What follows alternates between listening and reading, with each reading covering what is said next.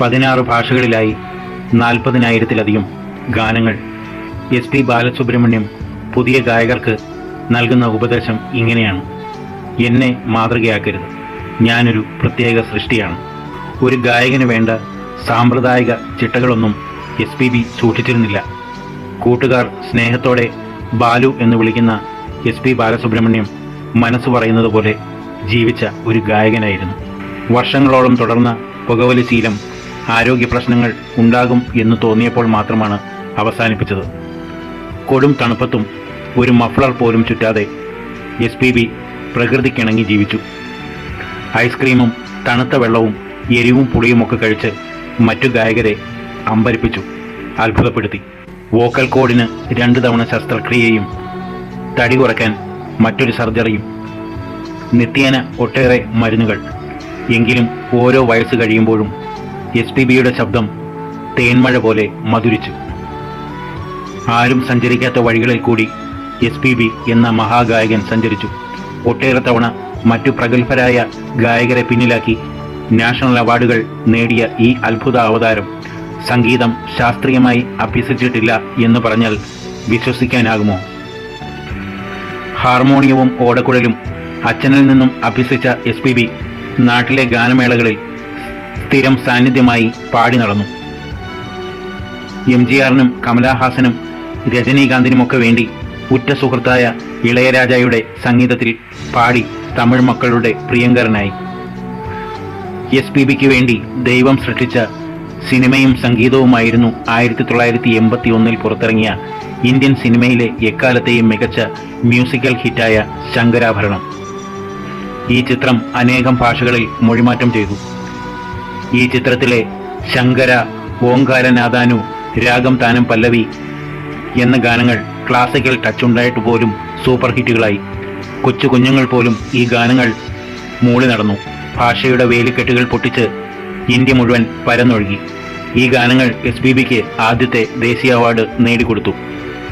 ദക്ഷിണേന്ത്യൻ ഗായകർക്ക് വളരെ പ്രാധാന്യം കൊടുക്കാത്ത ബോളിവുഡിൽ SP ബാലസുബ്രഹ്മണ്യത്തിന് തുടക്കം മോശമായിരുന്നെങ്കിലും ഏക് ദുജെ കെ ലിയെ എന്ന ചിത്രത്തിലെ ഗാനങ്ങളിലൂടെ ഹിന്ദി സിനിമയിലെ സൂപ്പർ ഹിറ്റ് ഗായകനായി. വീണ്ടും അദ്ദേഹത്തിന് ഇതിലൂടെ നാഷണൽ അവാർഡ്. സാജൻ എന്ന ചിത്രത്തിലൂടെ SPB ചരിത്രം വീണ്ടും ആവർത്തിച്ചു. എല്ലാ ഗാനങ്ങളും ചിത്രവും സൂപ്പർ ഹിറ്റ്.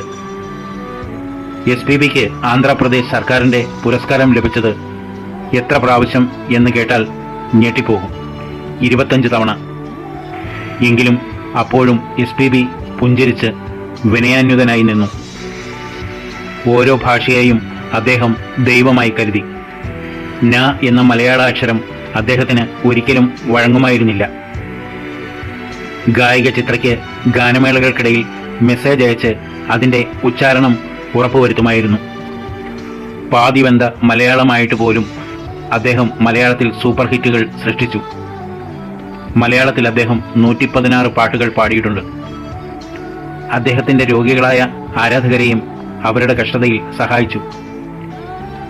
ശ്രീലങ്കൻ സ്ഫോടനത്തിൽ കാഴ്ച നഷ്ടപ്പെട്ട ഒരു അന്ധനായ ആരാധകന്റെ പുറകിൽ ചെന്ന് മലേഷ്യയിലെ പരിപാടിക്കിടയിൽ ചെവിയിൽ പറഞ്ഞു, ഞാൻ ബാലുവാണ്. സന്തോഷത്താൽ അയാളുടെ ഇരുട്ടു നിറഞ്ഞ കണ്ണുകൾ നിറഞ്ഞൊഴുകി. SPBയുടെ സ്വരലാവണ്യം പോലെ തന്നെയായിരുന്നു അദ്ദേഹത്തിൻ്റെ പെരുമാറ്റവും സ്നേഹവും. യേശുദാസ് പല ആവർത്തി ശാസ്ത്രീയ സംഗീതം അഭ്യസിക്കണമെന്ന് പറഞ്ഞപ്പോഴെല്ലാം അദ്ദേഹം തൊഴുകൈയോടെ പുഞ്ചിരി തൂകി നിന്നു. വർഷങ്ങൾക്ക് മുമ്പ് കോട്ടയം നെഹ്റു സ്റ്റേഡിയത്തിൽ നടന്ന ഒരു പരിപാടിക്കിടയിൽ SPBക്കൊപ്പം പാടാൻ തിരഞ്ഞെടുത്തത് റൂഷൽ റോയ് എന്ന മിടുക്കിയായിരുന്നു. പെട്ടെന്ന് പ്രാക്ടീസ് ചെയ്ത പാട്ടല്ലാതെ അനശ്വരം സിനിമയിലെ താരാപഥം ചേതോഹരം എന്ന പാട്ട് പാടേണ്ടി വന്നപ്പോൾ അവൾക്ക് ടെൻഷനായി, പേടിയായി. അത് മനസ്സിലാക്കിയിട്ടെന്ന വണ്ണം ഒരു മോളെ പോലെ അവളോട് SPB പറഞ്ഞു, തെറ്റുമെന്ന് പേടിക്കണ്ട, എനിക്കിപ്പോഴും തെറ്റും. നീ ലതാ മങ്കേഷ്കറും ഞാൻ SPBയുമായി പാടിക്കോ. നാൻ താൻ ചിന്നയാൾ. പാട്ടിനിടയിൽ അഭിനന്ദനത്തിൻ്റെ ഒരു ആംഗ്യം. അങ്ങനെ ആരുടെയും ഭയം ദൂരെ എറിഞ്ഞു കളഞ്ഞ് പെർഫോം ചെയ്യിക്കാനുള്ള SPBയുടെ കഴിവ് മറ്റാർക്കുമില്ല.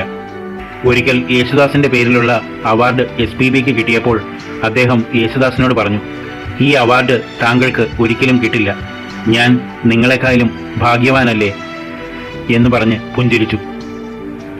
ലോക ചെസ് ചാമ്പ്യനായ വിശ്വനാഥൻ ആനന്ദ് ഉൾപ്പെട്ട മദ്രാസ് കോൾസ് 1983 ബോംബെയിൽ നടക്കുന്ന ദേശീയ സബ് ജൂനിയർ ചെസ് ചാമ്പ്യൻഷിപ്പിന് മത്സരിക്കാൻ യോഗ്യത നേടി. ആനന്ദിന് അന്ന് വയസ്സ് 14. സ്പോൺസർ ചെയ്യാൻ ആരുമില്ല. ഇക്കാര്യമറിഞ്ഞ SPB ആണ് ഈ ടീമിനെ സ്പോൺസർ ചെയ്തത്. SPBയുടെ ജീവിതത്തിൽ വിഷമം തോന്നിയ 2 കാര്യങ്ങൾ എഞ്ചിനീയറിംഗ് ബിരുദം പൂർത്തിയാക്കാൻ കഴിയാതിരുന്നതും ശാസ്ത്രീയ സംഗീതം അഭ്യസിക്കാഞ്ഞതും ആയിരുന്നു. ആരോഗ്യ പ്രശ്നങ്ങളാൽ അദ്ദേഹം ശബരിമല സന്ദർശിച്ചപ്പോൾ 4 പേർ ചുമന്ന ഒരു ഡോളിയിലാണ് അദ്ദേഹം യാത്ര ചെയ്തത്. സന്നിധാനത്തെത്തിയ ഉടനെ അയ്യപ്പനോട് ക്ഷമാപണം ചോദിച്ച SPB 4 ചുമട്ടുകാരുടെയും കാൽ തൊട്ട് വന്ദിച്ചു. സംഗീത പരിപാടികൾക്കിടയിൽ ആരാധകർ കാൽ തൊട്ട് വന്ദിക്കാൻ ശ്രമിക്കുമ്പോൾ സ്നേഹത്തോടെ തടഞ്ഞ് അവരെ നെഞ്ചോട് ചേർത്തു. ഒരിക്കൽ പാരീസിലെ സംഗീത പരിപാടി അവസാനിച്ചപ്പോൾ ഒരുപാട് വൈകി യേശുദാസും SPBയും ഒരുമിച്ച് റൂമിലെത്തി. ആ സമയത്ത് യേശുദാസിന് വല്ലാതെ വിശന്നു. ഭക്ഷണം കിട്ടാനും സാധ്യതയില്ല. അപ്പോൾ റൂം സർവീസ് എന്ന് ശബ്ദം മാറ്റിപ്പറഞ്ഞ് SPB സ്വന്തമായി ആവി പറക്കുന്ന സാദമുണ്ടാക്കി യേശുദാസിന് കൊടുത്തു. എൻ്റെ വിശപ്പ് പോലും മനസ്സിലാക്കുന്ന അറിഞ്ഞു വിളമ്പുന്ന തമ്പിയായിരുന്നു SPB എന്ന് ഓർക്കുന്നു. സംഗീതം പോലെ ഇഷ്ടപ്പെട്ട ഒന്നായിരുന്നു SPBക്ക് ആലിംഗനങ്ങൾ. ആ വലിയ ശരീരത്തിനുള്ളിൽ, വലിയ മനസ്സിൽ ആലിംഗനങ്ങളോടൊപ്പം നൽകാനായി ഊഷ്മളതയും സ്നേഹവും സൂക്ഷിച്ചിരുന്നു. ആലിംഗനത്തിൻ്റെ ഊഷ്മളത അറിഞ്ഞവർ വീണ്ടും വീണ്ടും അദ്ദേഹത്തിനെ കാണുമ്പോഴൊക്കെ ആ ടെഡി ബെയർ ഹഗ് ചോദിച്ചു വാങ്ങിയിരുന്നു. ഏറ്റവും കൂടുതൽ ഗാനങ്ങൾ പാടിയതിൻ്റെ ഗിന്നസ് റെക്കോർഡ് SPBക്ക് സ്വന്തം. 40,000 പാട്ടുകൾ, ഒറ്റ ദിവസം 21 പാട്ടുകൾ വരെ റെക്കോർഡ് ചെയ്ത് അദ്ദേഹം സംഗീത ലോകത്തിന് അത്ഭുതമായി. പിന്നീട് ഒരു ദിവസം 19 തമിഴ് പാട്ട് പാടിയും 12 മണിക്കൂറിൽ 16 ഹിന്ദി ഗാനങ്ങൾ റെക്കോർഡ് ചെയ്തും നവഗായകരെ അമ്പരിപ്പിച്ചു. രാജ്യത്ത് പെട്ടെന്ന് പാട്ടുകൾ പഠിച്ചെടുക്കുന്ന SPBയെ പോലെ മറ്റൊരു ഗായകനില്ലെന്ന് സംഗീത സംവിധായകരുടെ സാക്ഷ്യപത്രം. SPBയെ കാണാൻ ഹോട്ടൽ മുറിയിലൊക്കെ ചെല്ലുമ്പോൾ അദ്ദേഹം ആതിഥ്യ മര്യാദകളോടെ സ്വീകരിക്കും. ഇരിക്കാൻ ആവശ്യപ്പെടും. അഥവാ വിനയം പ്രകടിപ്പിച്ച് ചെല്ലുന്നവർ നിന്നാൽ അദ്ദേഹവും എഴുന്നേറ്റ് നിൽക്കും. വിനയത്തിൻ്റെ കാര്യത്തിലും SPB എന്നും മുന്നിലായിരുന്നു.